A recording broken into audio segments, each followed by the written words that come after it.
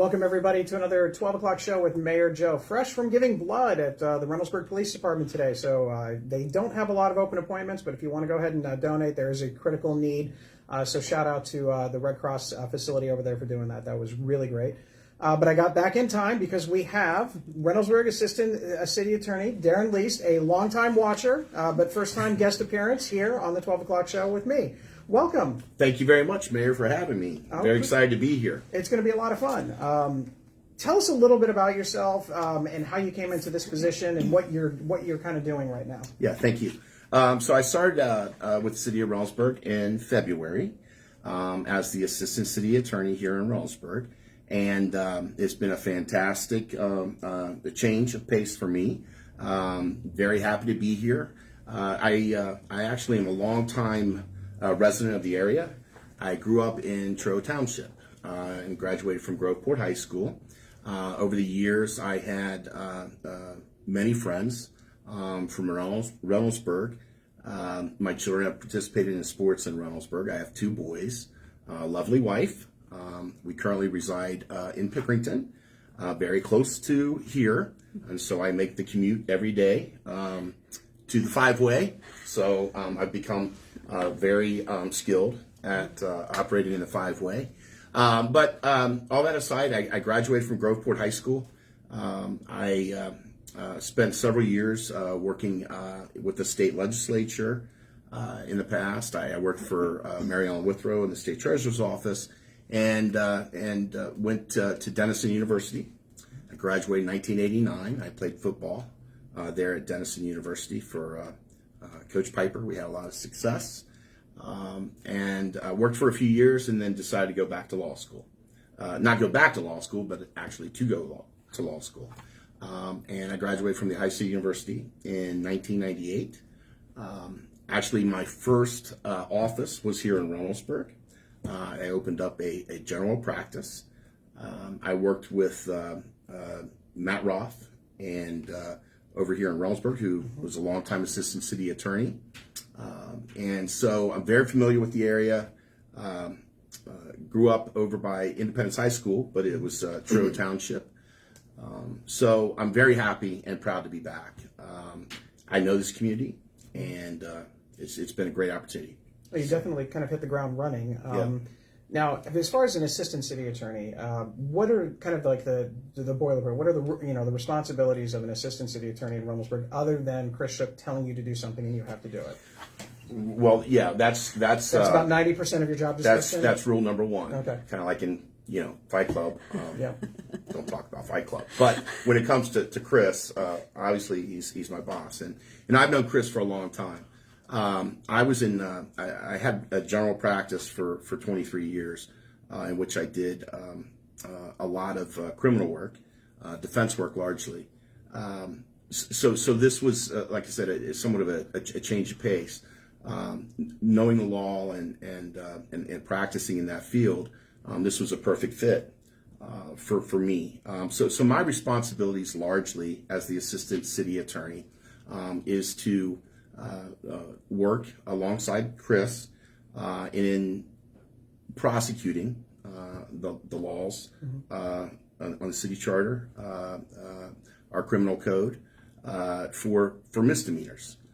So when those misdemeanors are filed, be they here in Mayor's Court or downtown for a number of reasons, then I follow that case downtown to Franklin County Municipal Court and prosecute the cases that are filed by our police department, our fine police department here in Reynoldsburg.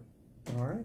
Now, a lot of things that you and I have worked on tend to revolve around code enforcement. There have been a number of things out there. So how do you work with code enforcement, and what do you think, like, where are we going with this? Why is it that the Attorney's Office and code enforcement work so well together? Okay. Well, we have, as you know, the service department and working with the service department, our code enforcement fellows. That position and working with code enforcement are trying to get area businesses and residents, homeowners, into compliance with our city code in terms of general appearance or nuisance issues. For instance, the days in is one that I think the community's very well aware of. When the situation rises to the point where we're not getting cooperation, from the business owner or from a homeowner, then inevitably, that process will find itself to court, whether it's mayor's court or again downtown and municipal court, and even at that point, I mean, it's our objective, I guess, at the end of the day, quite honestly, to get compliance from individuals. And sometimes that's easier said than others. I think the majority of time that we ultimately come to a resolution, and we get the changes that we're looking for to make Reynoldsburg a place where people want to work and live and play, and do so safely and have a community that not only meets those things but physically appears to be a safe and clean community for the residents. So, and definitely we get a lot of work for you. There has been. Yeah. There has been. And there's more coming because the spring's coming. Yes. Now, what's the most common court kind of case that you deal with here in Reynoldsburg and Mayor's Court? What are the typical, the most frequent things that you see? Yeah. So a large percentage of the cases that we deal with here are traffic oriented. We have a number of, obviously, within the jurisdiction here, we have our officers are out on patrol. And more often than not, there's speeding violations, folks that are, driving without a license or under suspension. And so I would say that if I was to put a number on it, I'd say probably about 75%. It seems like the cases that we deal with largely are related to traffic infractions. And then the remainder of those cases that we deal with specifically here in Mayor's Court are typically petty thefts, criminal damaging, for example. Assaults typically go downtown. If it's multiple driving under suspension case, that'll go downtown. Domestic violence cases typically go downtown. So the majority of the cases that we deal with here, I would say are traffic, and then of the remainder, more often nonviolent property kinds of offenses. So. Now, I know you mentioned about people with suspended license. You guys, the attorney's office, you guys work to try and get them their license back. There's programs that you kind of put Absolutely. in place. Yeah. I've told Chris, and glad to tell the people watching at home, having come from the defense side of things and where you're working to obtain a just result for a client, whether that they actually committed the crime or they didn't commit the crime or taking the case all the way to trial. One of my absolute favorite days of the week is Thursdays. And that's because I think Chris and the city recognize that more often than not, a lot of these traffic offenses are committed by individuals in many respects due to financial circumstances. Obviously, it is against the law to drive without a license. It's against the law to drive under suspension. But Columbus is not the greatest in terms of public transportation. There's a COTA bus, but let's be honest, for a single mother who has limited financial means to get to and from work or daycares or dropping the kids off to school, that's not easily accomplished through the COTA bus. So we are very fortunate to work with the Owens Group. The Owens Group is a nonprofit group that actually come in here and many times work in conjunction with us to create a plan or formulate a plan for individuals to get valid. Because what the reality of the licensing situation and repeat offenders of suspensions and so on and so forth is it simply digs a deeper hole for them financially. And it makes it very difficult for them to get back up on their feet. And so our objective in many respects, is to offer those people an opportunity to get valid. And so I think in many respects, I know the people that come in here at Mayor's Court, certainly folks who've never run afoul of the law, there's a lot of apprehension and I think fear about how they're going to be treated when they come here. But largely, it's a fairly congenial place, given You're in a courtroom. Given that you're in a courtroom, and it is absolutely one of my favorite things. I feel like I've not only am I doing what I was trained to do and what I've spent my, a quarter of my life doing, working in the law, but it's also, I think, a tremendous opportunity for me to kind of, work in some respects on both sides. Now, obviously, there are offenses that may be so egregious that the ability to work with somebody to try to square that up is not as easy as the single mother scenario who finds herself in a financial position that just needs some time to get square. But it is a wonderful it's a wonderful experience. I enjoy it. I find that people that come in here that are scared, young people or people that are worried about where this goes, despite the situation, I think are very appreciative of the opportunities, and we also have. Furthermore, we have a fairly large ethnic population here, and there are a number of hurdles that may be in their way in terms of getting valid. So we take all of that into consideration, and love Thursdays. Biggest problem with Thursdays is it says Mayor's Court, but I'm in no way, shape, or form involved in anything. I don't get a robe or a gavel or anything. I don't know. Well, apparently you need some kind of degree or some fancy thing. I don't know. I'd love to have you come down and say hi to the people. No, you wouldn't. Yeah. So in addition, kind of in that same vein of like helping people, one of the things that City Attorney Shook brought to us when he got here is a drug recovery court. Yes. So you want to tell us a little bit of just some basic information about what the drug recovery court's goals are? Sure. I know we partner with Adam H., but I'll let you kind of take it from there. Yes, and so it was it's a fantastic thing that Chris has brought here. Many other several other communities have drug recovery courts, and it's mirrored largely upon the initiatives that were started in the Franklin County Municipal Court. And so, in somewhat of the same way that I was talking about folks that come in here with relatively minor traffic offenses and trying to find a way to get them back up on their feet, that's really what drug recovery court is. So the drug recovery court is essentially a program that Mr. Shook implemented here, along with Adam H.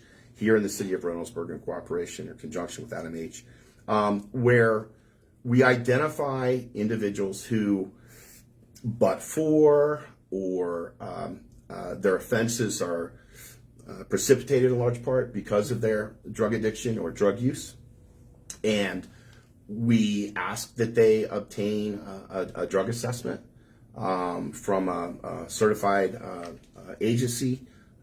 And I know here in Reynoldsburg we have the Lighthouse, which does a lot of that work for us. But the people go in, they get an assessment, and then we essentially screen them and to determine whether or not we believe that they'd be a suitable candidate for the recovery court. And recovery court is a wonderful opportunity for people who may be suffering from long-time addiction or addiction period, who commit crimes of a misdemeanor nature, that we will permit them, if they get the assessment done, we determine that they're a suitable candidate, they're committed to the program, to participate over a 2-year period. Which, long story short, is they have to continue to go to counseling. They meet here with our recovery court coordinator, Maria, Watson, who works with our office at the city attorney's office. They often meet with Mr. Shook. If they come in weekly, they may be tested. They are tested, usually weekly to begin with, to make sure that they're maintaining their sobriety, that they're engaging in counseling.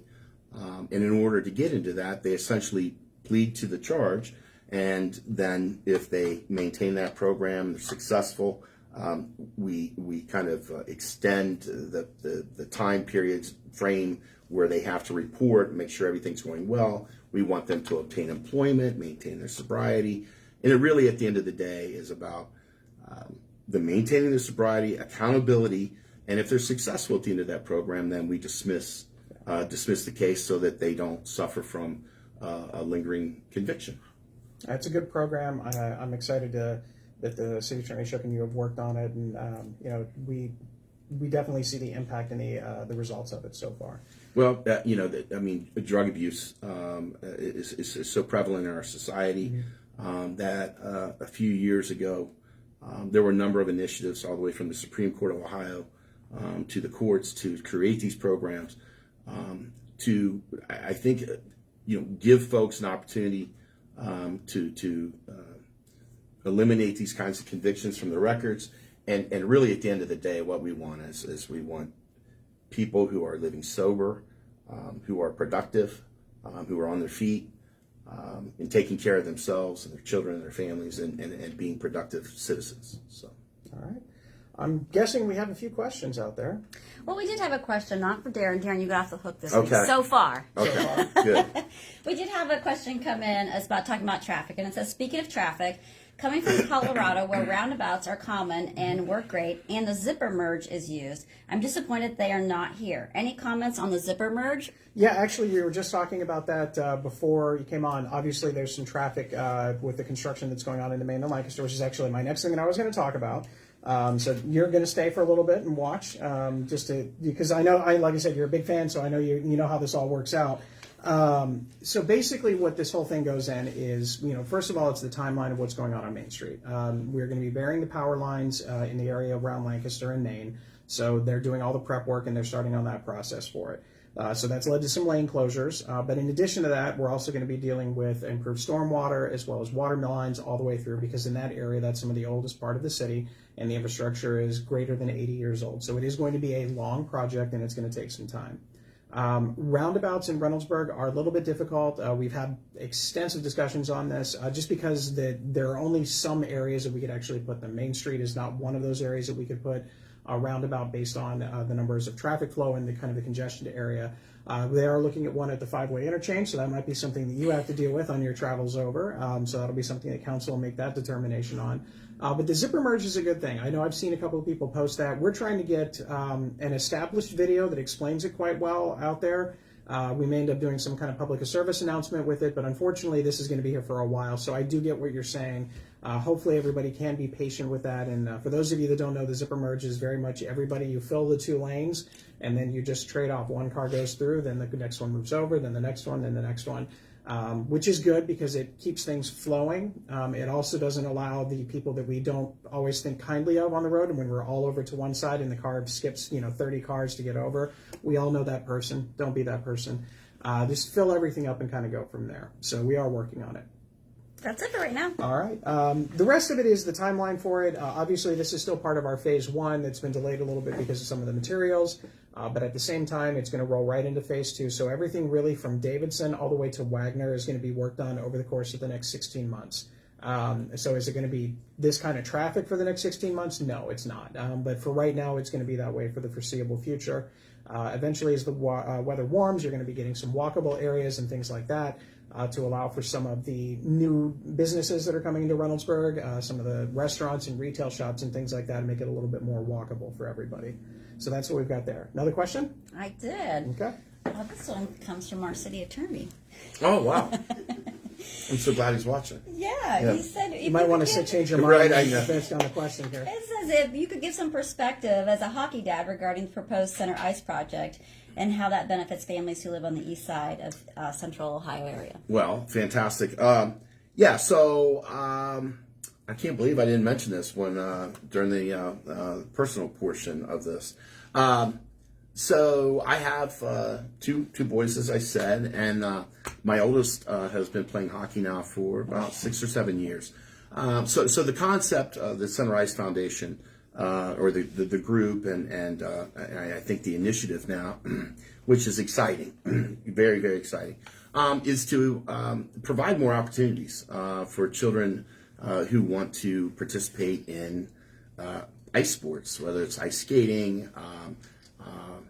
There's hockey. There's just the general activity of skating. Provide additional ice in the Central Ohio area.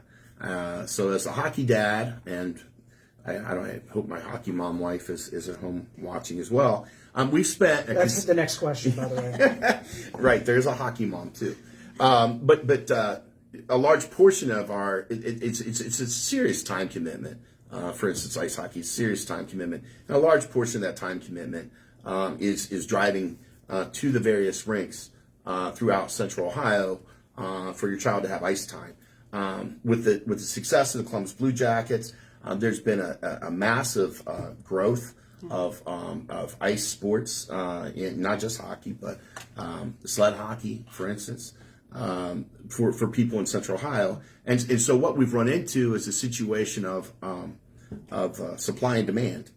And so, the chiller has, they've got a rink at Easton. There's a rink down at Nationwide, which is the practice rink for the Columbus Blue Jackets. There's one at Polaris.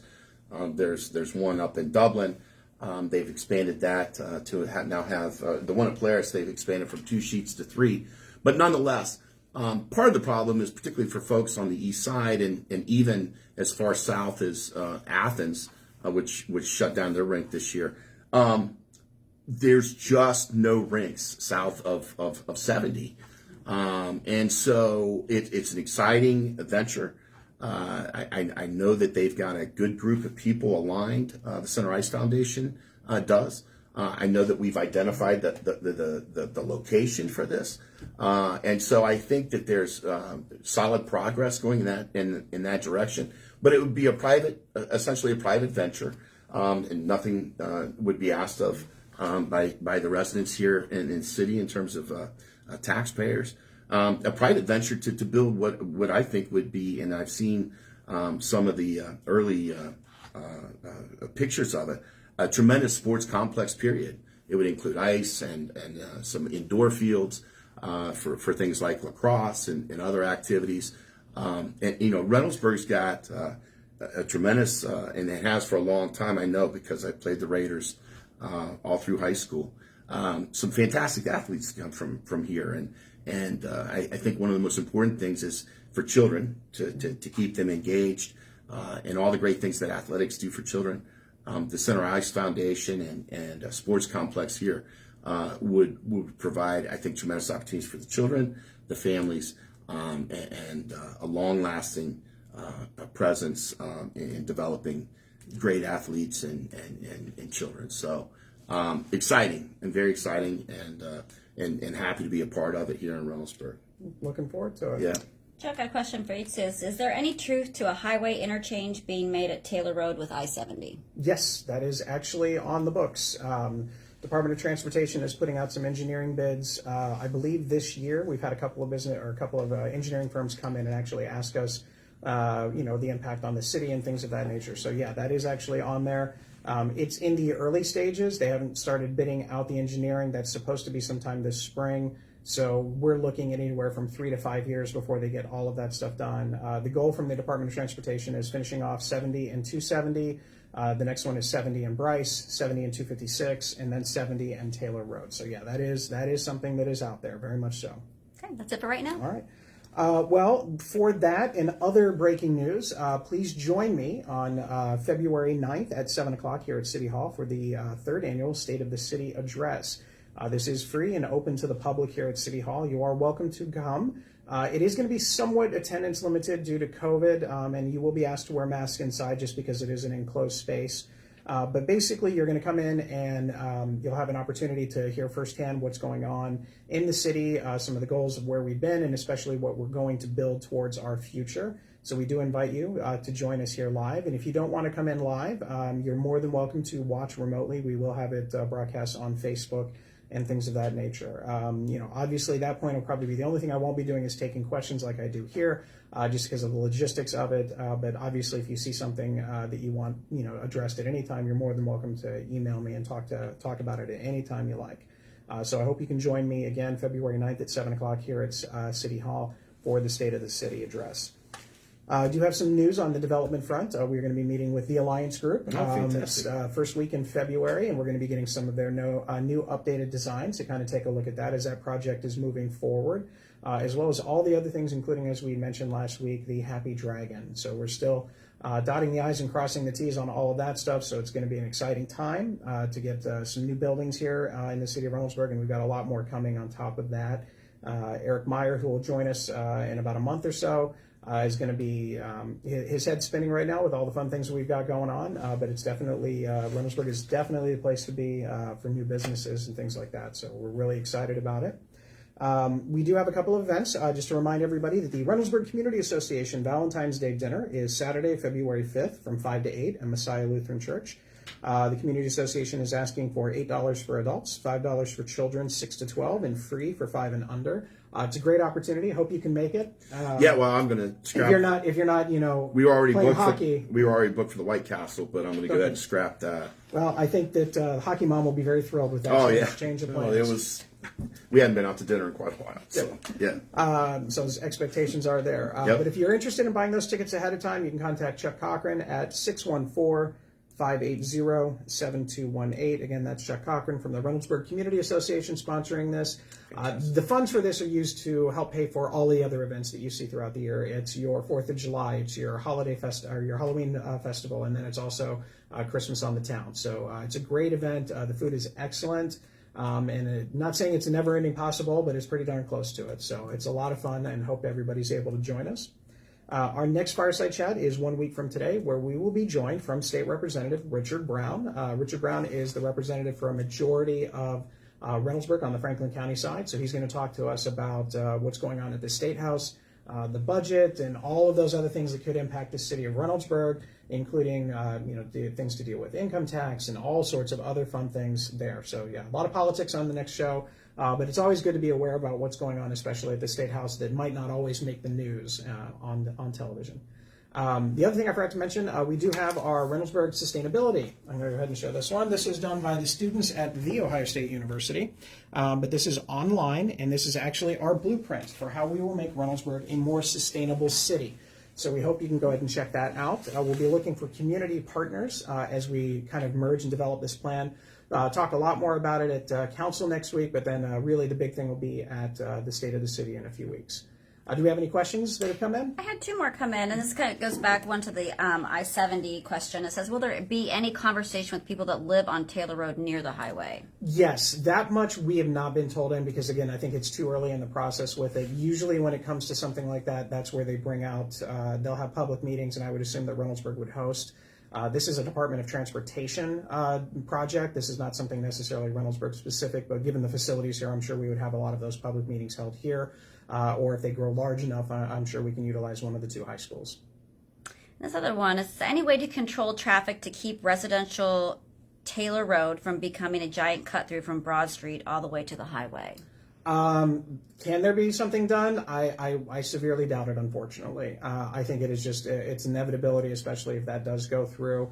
The best that we can try and do is when it comes to some of the, say, semi-traffic that we have on there, whether it's from the L Brands facilities or anything else, that we try and find different alternative routes for them so it's not always on Taylor Road. But unfortunately, I think that would be a byproduct of that. All right, that's it for right now. All right. Well, again, join us next week. Again, Darrin, thank you for joining us. Thank you for having me. It was great. We'll make sure that everybody stays safe, stay responsible. If you can, when you're out there, shoveling the driveway, shoveling your sidewalk so your neighbors can keep walking through, that's a great thing.